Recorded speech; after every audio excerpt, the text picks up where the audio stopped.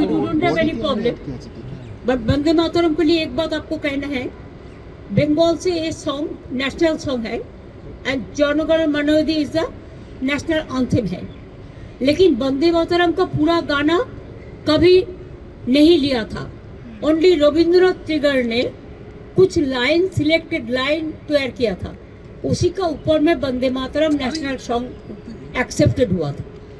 ये भी जानकारी के लिए मैं बताया, बिकॉज आपने पूछा।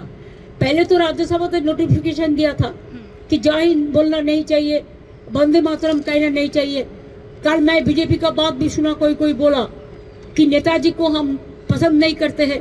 अरे तुम नेताजी को पसंद नहीं करते हैं, गांधी जी को नहीं करते हैं, राजा राम मोहन राय के नहीं करते हैं, तो किसको पसंद करते हैं? ये कैसे आया ये सब लोग जो देश को बारे में जिसको पता नहीं है, देशेर सम्बन्धे যারা জানে না, তারা নেতাজিকে অপমান করে, বঙ্কিমচন্দ্রকে অপমান করে, রবীন্দ্রনাথ ঠাকুরকে অপমান করে, বিদ্যাসাগরকে অপমান করে, রাজা রামমোহন রায়কে অপমান করে। এরা জানে বাংলার অবদান।